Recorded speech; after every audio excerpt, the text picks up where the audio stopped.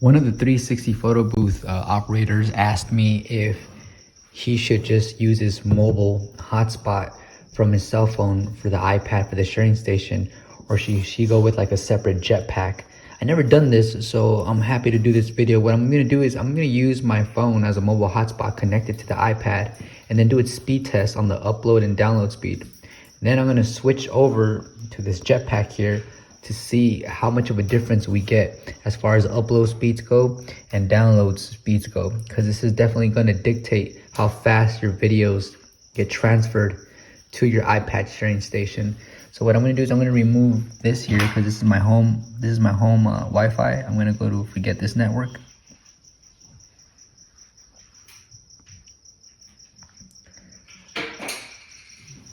I'm also going to go to forget this one as well. Okay, and I'm gonna go connect to this phone here. Let's go ahead and connect to the iPhone. Turn on my settings here, go to personal hotspot, join. Go ahead and refresh this here. Okay, so it's already connected. That's David's iPhone. Okay, let's go ahead and do a speed test. I'm gonna go to Safari here. And I'm gonna run a speed test there. See what kind of speeds we get off of my mobile phone. Now, I wouldn't recommend using your mobile phone to record the event and use it as a mobile hotspot because it would be incredibly slow. Keep in mind that the phone is processing the video and adding the filters, adding the slow-mo and adding those effects while still trying to produce generate data for the iPad. So this is the speed that we got right now on the first try. 25.3 download speed, which isn't bad, but the upload speed is not even 1 megabyte per second. It's almost 1 megabyte per second. So let me go ahead and test again just to get stronger data to see if this is consistent. So keep in mind, once again, I'm using my mobile phone as a hotspot right now. So it does vary. Right now I'm at 12.3 megabytes per second. And my upload speed is trying to, now it's at 1, barely.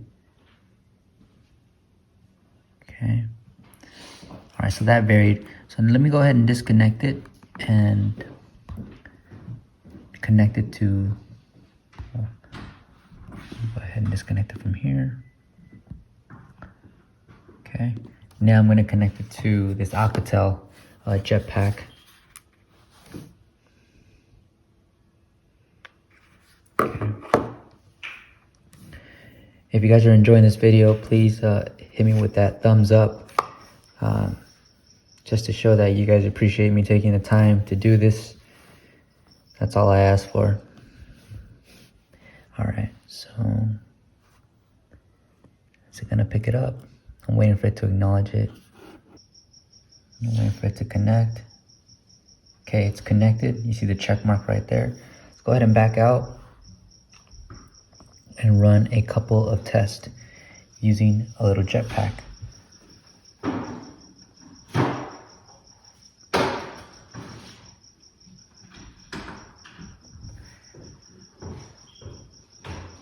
Okay, so it's 17 megabytes per second, which is a little faster than the last test we did using the mobile phone.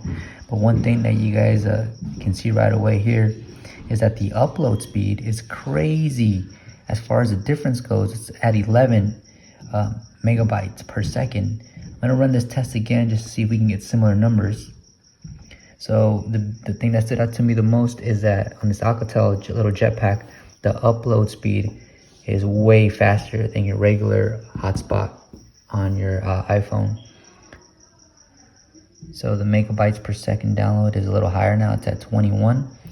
And again, the upload speed is much higher than it was on my phone. So I would definitely recommend, if it's within your budget, get a mobile hotspot. Or it would be actually much faster if your iPad has a SIM card and is connected to your carrier. That way you have direct connection with your wireless carrier, and I'm sure the speeds are going to be way faster. And like I said, if your client has Wi-Fi, most clients are always happy to let you borrow their Wi-Fi so you can have much faster speeds.